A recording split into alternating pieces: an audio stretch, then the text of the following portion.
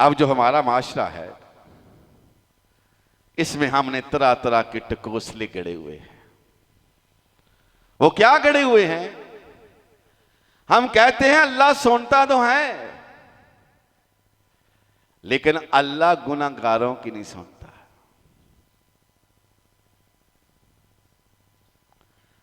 फिर मिसालें देते हैं अवाम को गुमराह करने के लिए और अपनी पैसे से जेबें भरने के लिए। इस पैसे ने बड़ा ही लोगों को दीन से दूर कर दिया है। कहते हैं देखो, जिस तरह मकान पर चढ़ने के लिए सीढ़ी की जरूरत होती है, अल्लाह तक पहुंचने के लिए भी सीढ़ियों का सहारा लेना पड़ेगा। और ये सीढ़ियां क्या हैं कि वलियों की दर पर जाकर उनके आगे फरियाद रसी करो, वो तुम्हारी पुकार को आगे अल्लाह के सामने पहुंचाए। दूसरी मिसाल क्या देते हैं कि देखो, एक बादशाह तक पहुंचने के लिए तुम्हें क्या करना पड़ेगा? उसके पहले वजीरों मशीरों से मिलना पड़ेगा, फिर तुम बादशाह से मुलाकात कर सकते हो। अल्लाह फरमाते हैं लोगों ओ सुन लो, फला तज़रबू लिल्लाहिल अमसाल, और अल्लाह के लिए ऐसी मिसालें ना तराशा करो। अल्लाह तो किसी की मिसाल नहीं। एक बादशाह महताज है कि वो उससे मिलने के लिए नीचे से वास्ते लगाए जाएं, क्योंकि उसकी इतनी समात नहीं कि दूर बैठे शख्स की वो बात को सुन सके, बिन देखे बिन सुने किसी की फरियाद रसी को सुन सके, हल कर सके।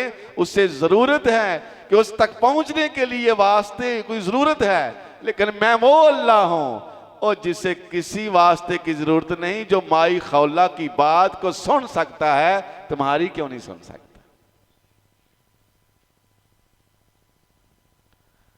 और दूसरी छत पर चढ़ने के लिए सीढ़ियां। अल्लाह ने कुरान मजीद में इरशाद फरमा दिया कि लोगों वन्नाहनु अक़रबु अलैहि मिन हब्लिल वरीद, ओ छत पर चढ़ना है, सीढ़ी की जरूरत है।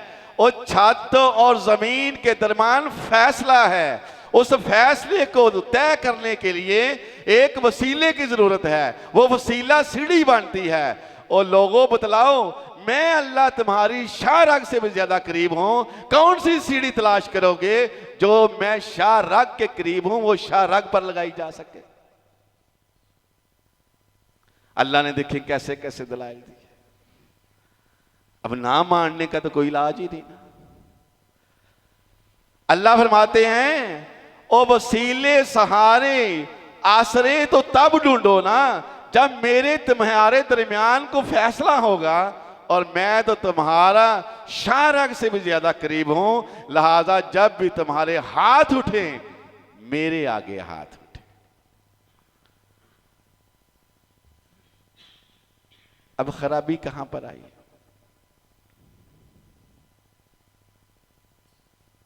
पब्लिक इन पढ़ा है, कुरानो हदीस से कोरी है। और अल्लाह ने अहले किताब का तज़किरा करते हुए फरमाया व मिनहुम उम्मीयून, यहूद व नसारा की अक्सरियत न पढ़ थी, जाहिल थी। ला यालमून अल किताबा, वो किताब को नहीं जानते थे। उनके उलमा ने जो कहा उन्होंने मान लिया। इसी वजह से जो उन्होंने लोगों को गुमराह किया, अवाम ने सुना, वो भी उसी तक गुमराह हो गए। अल्लाह फरमाते हैं और मैंने अपनी किताब में तुम्हें बता दिया है, मैं तुम्हारी शाह रग से भी ज्यादा करीब हूं। तो बतलाओ शाह रग में कौन सी सीढ़ी लगती है? ऐसी सीढ़ी इस कायनात में बनी ही नहीं जो बंदे और दरमियान, अल्लाह के दरमियान सीढ़ी का सहारा लिया जा सके।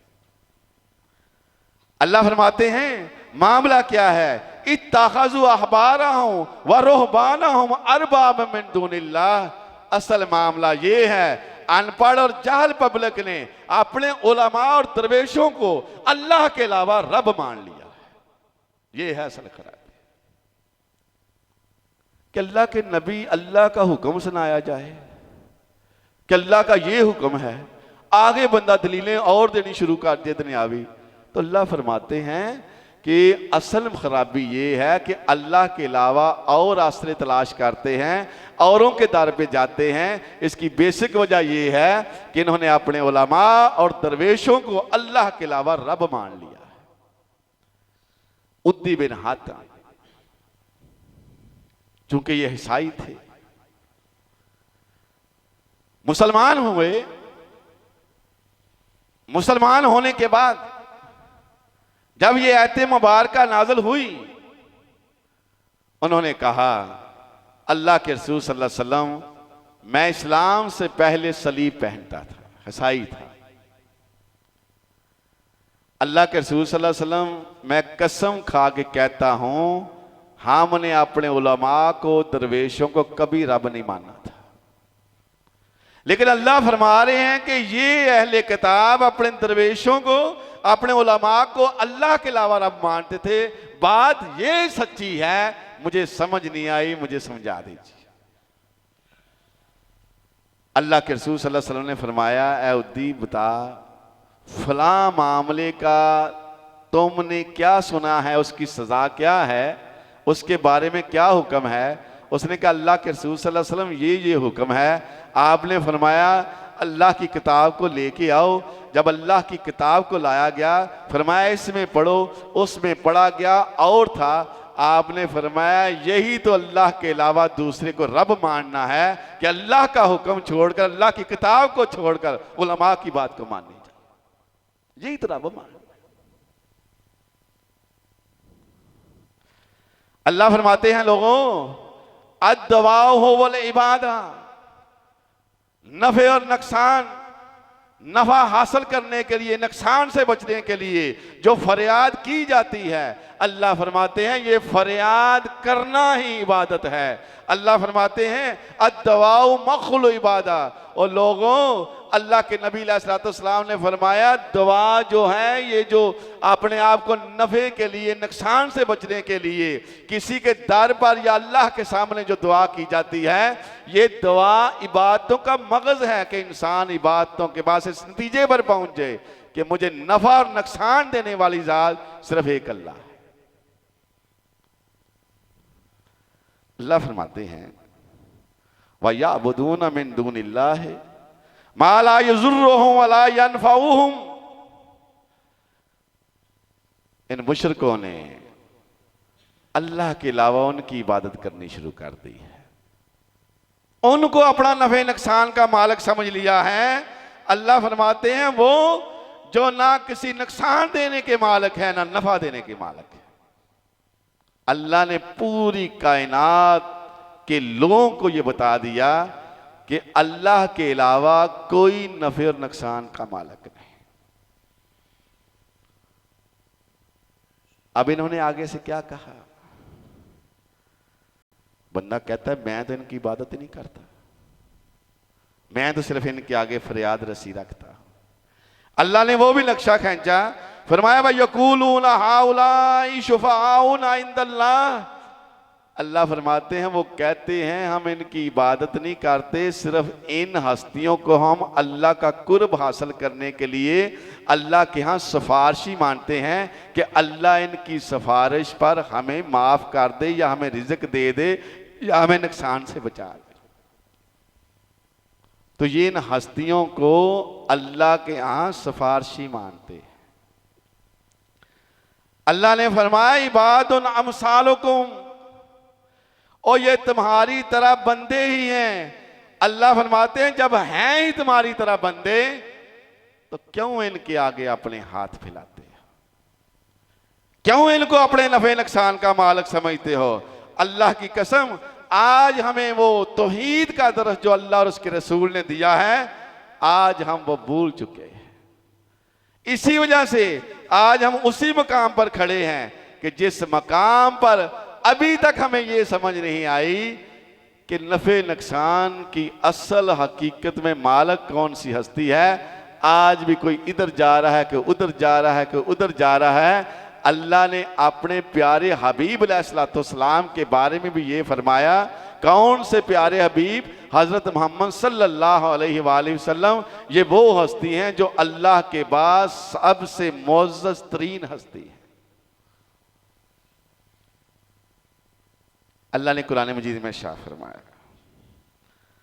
अल्लाह फरमाते हैं, कुल ए नबी अलैहिस्सलाम अपनी उम्मत के लोगों को बता दीजिए, ला अमलिकु लिनफ्सी नफ़अन वला ज़र्रन, और लोगों मैं तो अपनी जात के मामले भी नफे और नुकसान का मालिक नहीं।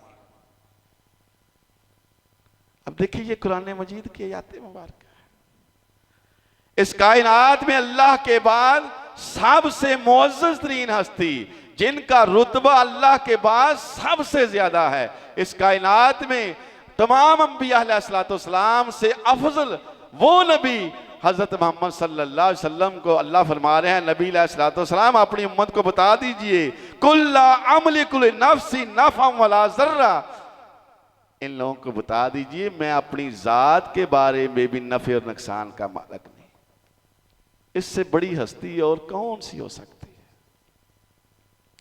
अल्लाह फरमाते हैं, इल्ला माशा अल्लाह, ए नबी अलैहिस्सलाम इनको बता दीजिए नफे और नुकसान की मालिक सिर्फ एक ही जात है, वो जात है अल्लाह रब्बुल इज्जत की जात। फरमाया वलो कुन्तु आलमुल गैबा लस्तक्सरतु, अगर मुझे गैब का इल्म होता, मेरे पास कोई ऐसा इल्म होता कि कल को क्या होने वाला है, तुम देखते मैं बहुत सी बुलाइयों को इकट्ठा कर लेता, मुझे कोई तकलीफ ही ना पहुंचती। लेकिन हमने नबी अलैहिस्सलाम की नबूवत से बाद वाली 23 साल जिंदगी नहीं पढ़ी, इसीलिए हम समझते हैं कि पता नहीं नबी अलैहिस्सलाम पर कोई तकलीफ आई नहीं। ये 23 साल आप अलैहिस्सलाम की जिंदगी तकलीफों और परेशानियों से भरी हुई है। अल्लाह की कसम हर मुसलमान को चाहिए कि आप अलैहिस्सलाम की नबूवत से पहले वाली 40 साल जिंदगी और 23 साल बाद वाली जिंदगी का खुद भी मुताला करें, अपने बच्चों को भी कराएं, ताकि हमें पता चले अल्लाह और उसका रसूल तौहीद के बारे में हमें क्या बताता है। अल्लाह फरमाते हैं, वलो कुन्तु आलमुल गैब लस्तक्सरतु मिनल खैर, अगर मैं गैब का इल्म जानता तो मैं बहुत सी बुराइयां इकट्ठा कर लेता, वमा मस्सानी अस्सू, और मुझे कोई भी तकलीफ कभी ना पहुंचती। लेकिन मैं तुम्हें बता रहा हूं, इन आना इल्ला नज़ीरुम व बशीर, और लोगों मैं सिर्फ तुम्हें डराने वाला और खुशखबरियां देने वाला हूं, लिकौम युमिनून, जो कौम अल्लाह पर ईमान रखती है। जिस कौम का अल्लाह पर ईमान ही नहीं, उस कौम को क्या फिर पता चले। अल्लाह के रसूल सल्लल्लाहु अलैहि वसल्लम नसाई और मुस्लिम अहमद में हजरत इब्ने अब्बास रज़ियल्लाहु ताला फरमाते हैं कि एक दफा ऐसा हुआ, हम बैठे हुए थे, एक आदमी आया, उसने आके क्या कहा, गुफ्तगू हुई, गुफ्तगू होने के बाद वो ऐसी हस्ती को जो अल्लाह के बाद सबसे मुअज़्ज़ज़ तरीन हस्ती है, वो उनको कह रहे हैं माशाअल्लाह व शेता, होगा वो जो अल्लाह चाहेगा और आप अलैहिस्सलाम चाहेंगे। अब देखें, एक आदमी ने कह दिया है महफिल में बैठे कि होगा वो जो अल्लाह और उसका रसूल चाहेगा। आप अलैहिस्सलाम ने फौरन टोका। आप अलैहिस्सलाम क्या फरमाते हैं? फरमाया अजअलतनी लिल्लाहि निद्दा, ओ तू मुझे अल्लाह के साथ शरीक ठहरा रहा है। वो हस्ती अपनी उम्मत को दर्स दे रही है, सिखला रही है, बता रही है कि कोई शख्स ये भी ना कहे कि जो अल्लाह और उसका रसूल चाहे। अल्लाह के नबी अलैहिस्सलाम ने फरमाया, ऐ बंदे तूने ऐसा कह के मुझे अल्लाह का शरीक बना दिया है, ऐसे कहो। अल्लाह के रसूल सल्लल्लाहु अलैहि वसल्लम क्या कहो? फरमाया ये कहो माशाअल्लाह, होगा वो जो सिर्फ अकेला अल्लाह चाहेगा। ये नबी अलैहिस्सलाम का पैगाम था। आप ये पैगाम दे रहे हैं और ये नात खां अपनी पैसे जेबों में भरने के लिए पता क्या कहते हैं? कहते हैं खुदा का पकड़ा छुड़ाए मोहम्मद, और मोहम्मद का पकड़ा कोई छुड़ा नहीं सकता। अब अल्लाह के नबी इसके बारे में क्या फरमाते हैं? अल्लाह के रसूल सल्लल्लाहु अलैहि वसल्लम फरमाते हैं, ऐ कायनात के लोगों सुन लो, आपने अपने खानदान वालों को आवाज दी, ऐ कुरैशियों, ऐ अब्बास बिन अब्दुल मुत्तलिब, ऐ मेरी फूफी सफिया, ऐ मेरी बेटी फातिमा, दुनिया में मुझसे जो लेना है ले लो, आखिरत में मैं तुम्हारे किसी काम नहीं आऊंगा। वो ये दर्श दे रहे हैं कि अल्लाह के साथ इनका तल्लक जुड़े, अल्लाह के साथ इनका तल्लक मजबूत हो। और मैं मोहम्मद सल्लल्लाहु अलैहि वसल्लम, अल्लाह के नबी फरमाते हैं, मैं तुम्हें बता रहा हूं अल्लाह के साथ तल्लक जोड़ने का तरीका क्या है। अल्लाह के रसूल सल्लल्लाहु अलैहि वसल्लम फरमाते हैं, कायनात के लोगों सुन लो, तुम में से कोई भी ज्यादा गुल्ब ना करे, ला तो तुरोनी कमा अतरती निसारा इब्ने मरियम, जिस तरह इब्ने मरियम ईसा अलैहिस्सलाम को उनकी कौम ने गुल्ब कर लिया, उनके बारे में ऐसी ऐसी बातें कही, वो भी किस में, कोई बुग़्ज़ में नहीं कही, उन्होंने इhtiraमन कही, इhtiraमन और मोहब्बत में अल्लाह का बेटा बना दिया। अल्लाह के रसूल सल्लल्लाहु अलैहि वसल्लम ने फरमाया, लोगों उस तरह मेरे बारे में गुल्ब ना कर जाना जिस तरह ईसा इब्ने मरियम के बारे में लोगों ने गुल्ब कर लिया था। अल्लाह के नबी अलैहिस्सलाम फरमाते हैं, इन्नमा अब्दुन, और लोगों मैं सिर्फ एक बंदा हूं, फकूलु अब्दुल्लाह व रसूलुहु, और मेरे बारे में ये कहा करो कि मोहम्मद रसूलुल्लाह सल्लल्लाहु अलैहि वसल्लम अल्लाह के रसूल और उसके बंदे हैं। अल्लाह के नबी अलैहिस्सलाम ये हमें दर्स दे रहे हैं। आज हम मस्जिदों में बशर और नूर का इस कदर झगड़े में पढ़कर लोगों को तकसीम कर दिया है कि इस चक्कर से हम निकल ही नहीं रहे।